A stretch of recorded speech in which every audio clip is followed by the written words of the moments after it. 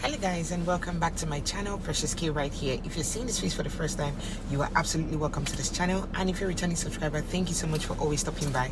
You guys are the absolute best. Please, if you're hearing any noise, it's I'm in the car. I just stopped somewhere to get something, so yeah, if you're hearing any noise, it's the AC of the car. Anyways, yeah, how you guys doing? Happy Sunday. Hope you guys are well. Hope you guys went to church. If you didn't go to church, did you worship online?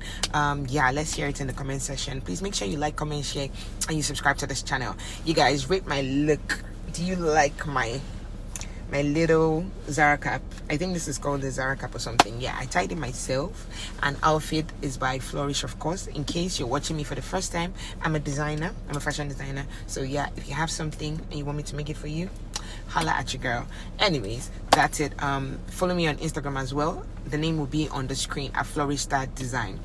Anyways, without further ado, let's just get right into this video. So you guys, so I watched a video on Instagram about a lady talking about how her husband, they were not rich. Like, she married her husband poor, and then she said, according to her husband stumbled into some contract and some good millions were paid him, and they were living on the mainland. They live in Lagos, apparently. I don't know if it's a true life story or she's just making it up, but yeah, that's what she said. So she said they were living on the mainland with her children. Apparently they had a beautiful marriage, except save money, except money. They didn't have money, but they had a happy marriage, according to her. So her husband hit some millions, and then she told her husband, like, look, we've arrived now, we have so much money, we have to move to the island and get a property there or something. Her husband agreed. Now, according to her, she said her husband never used to club and all that. So now they've moved to the island. She said they live somewhere in Lekki. And now her husband has turned into a complete stranger. He doesn't do anything in the house anymore. Things that he didn't used to do before, he's now doing it. He now drinks, he now parties, goes clubbing. Sometimes he comes back very late at night. Yeah, so the woman was blaming herself in the video, which is why I am talking about it. So she was blaming herself in the video, saying all sort of things like, oh, it was her fault, they should have remained on the mainland, she shouldn't have persuaded her husband to go big, go to Lekki or something. Now the environment has influenced him and all that. Oh my god. Okay, so yeah, I get this, and I get that probably environment, social life, whatever has influenced him. But I beg to disagree. I do not agree. You know why I do not agree? That man always had that thing in him, but he didn't have the money, the finances to he didn't have the means to sponsor his lifestyle. He already liked those things. I know money change people. Let me not even say I know money change people, but guess what? Money can only change you when you already have those attributes in you. It's hidden somewhere. You didn't just have the means, the income. These things don't hide, It's always there. It's somewhere inside, but because of lack of funds or whatnot, people tend to hide who they are. You don't know a good man until he makes some money. Don't say any man is humble until he touches some good notes, some good coins, Don't really say, oh, this person is a nice person, this person is trustworthy, this person is truthful. Even your own friends. Like, you have some friends, you guys are so wonderful, you have a beautiful relationship, a beautiful friendship going, and you get into business with them, then their true nature comes out. I know that money does that to some people, but I hate the fact that the woman was putting the blame on herself. No, actually, her husband was like that, but she didn't just realize it because they were broke. They didn't have money. Now he has money, and he feels like he can achieve this, he can get this, he can get that, he can talk to this woman and nobody's going to say no to him, yada yada yada. Do you understand? So that's what the woman is blaming herself for. No, don't blame yourself. You had nothing to do with that. Whether you told him to, whether they remained on the mainland or they moved to Lekki or they moved to Abuja or they moved to America or they moved to Canada, that behavior would have still come out. Even if he was on the mainland, I don't understand. Are there no girls on the mainland? Are there no clubs on the mainland? It's not about Lekki. It's not about island. It's about his personality. He now feels that, I know that, I get that sometimes when people make money, their circle of friends change, their their status in the society changes, and people try to know them now. They mingle, and a way to for some people, the way to establish the fact that they have money is to carry this woman, import this one from Kafanchan and this one from, you guys get what I mean. But I don't like the fact that the woman put the blame on herself. Actually, it was just a matter of time before the man's true nature popped out. Even if they remained on the mainland, look, I don't know if she's ever going to see this video or something, but if you're watching this video and you've had similar experience, please do not put the blame on yourself. Before, people used to always say that what's it called, that when a man cheats, is the woman's fault. Probably she didn't brush, she has bad hygiene, she has blah blah. Those are the things that men tell people. This is the reason why I am cheating. I'm cheating on my wife because she has bad oral hygiene, she has bad personal hygiene, she has a bad character, she nags a lot, she chased me out of that. It's a lie. It's a big lie. Yeah, because everybody, you have the will to do whatever you want. It's your choice. It's not about the woman. A woman has no role to play in the man cheating. There are so many men, there are some men that I know, their wives are not the best. She gets, their wives knock the hell out of them, their wives do the absolute worst. But guess what? It's not in you, it's not in you. If you didn't dare, you didn't dare. Do you understand? If it's not in you, it's not in you. If you're not that kind of person, you're not that kind of person. Period. It's not about what your wife did or what your husband did or what your children did.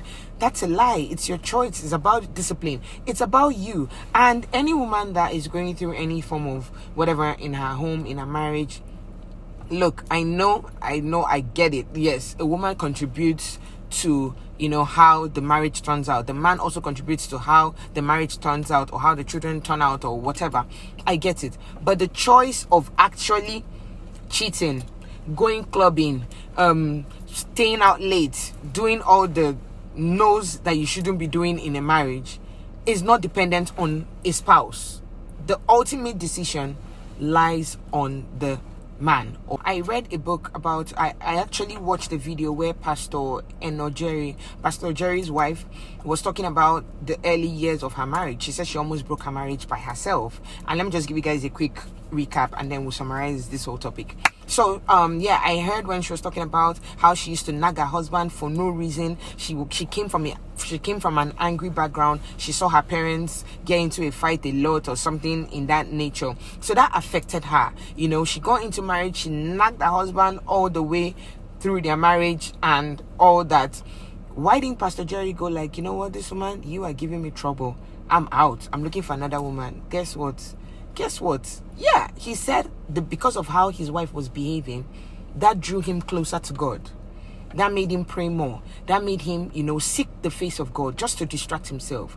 But yeah, I know you guys will say, oh, he's a pastor or what. I'm not even sure at that time if he had a full-blown ministry, or it was still his 9-to-5 job, or he knew that he had a calling. I'm not sure at what phase they were at that time. But guess what? She said that made her husband draw closer to God. When she starts nagging, her husband just literally leaves her like, I beg you, let me leave this one. And he will start praying, and he will start talking to God, and he will start hearing from God, and he will go about his ministry. Do you understand? So your wife's attitude, I know that that can affect the peace of the home, because she also said that because she nagged a lot, her husband started ignoring her. Not cheating on her, ignoring her, like he doesn't see her. Okay, no problem, whatever suits you, whatever makes you happy. Please, if I say anything, you will nag, so I'm not going to answer you. That kind of, you're with someone, but you're just ignoring the person. Yeah, and that was what he did. So please, I don't understand when women say, oh, the man cheated, because I'm not saying you should not have bad oral hygiene. Take care of yourself, look good, and all. Everybody's not Pastor Jerry, but what I'm saying in essence is, take care of yourself, look good, look nice, smell good, clean out, do what pleases your spouse, like look attractive for your spouse. But ultimately, there are people that do everything I just mentioned now. Good oral hygiene, good manners, good character, excellent wife, excellent cook, good mother, everything excellent.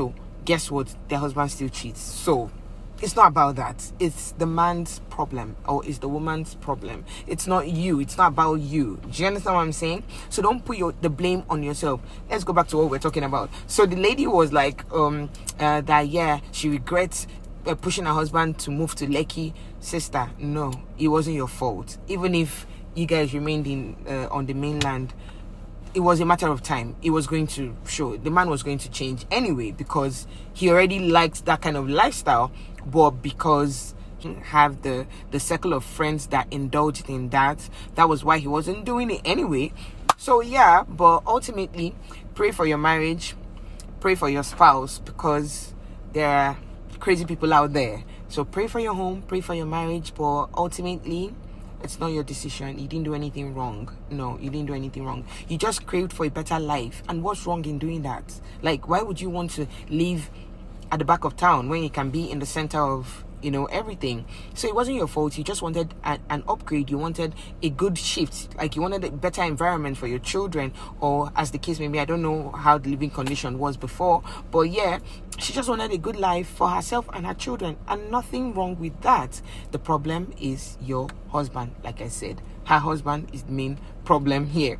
So yeah, but ultimately, pray for your marriage, pray for your home, cover your home with the blood of Jesus. Pray for your marriage, pray for your husband as he goes out there. May he not meet bad people, bad friends, people that can influence people negatively. But yeah, ultimately, that's it. So please stop blaming yourself.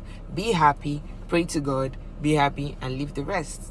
The ultimate decision still boils down to the individual, not you. You have no role to play there. You had no hand there, We can't change anybody, can you? You can't, So that's it. Don't flog yourself too much about that. You wanted a good life. You wanted an upgrade. And that's beautiful. Everybody should desire that. But ultimately, as you're desiring for God, like I always tell people, as you're praying to God for a change of status, a shift in level and all that, also pray to God to help you, to help your spouse, to help you as a woman, help your spouse as well. Remain humble, stay grounded, wisdom to actually navigate. How the Bible tells us, in all you're getting, get wisdom, get understanding, and all that. Yeah. So while you're praying to God for a change of level, while you're at it, also pray to God for wisdom to navigate, wisdom to know what to do, discernment, the right kind of friends, to remain grounded, to be humble, to be, because those things will help you. Because there's a way you just hit money like this. Jesus. Like, you just forget everything, Money is a spirit. There's a spirit behind money.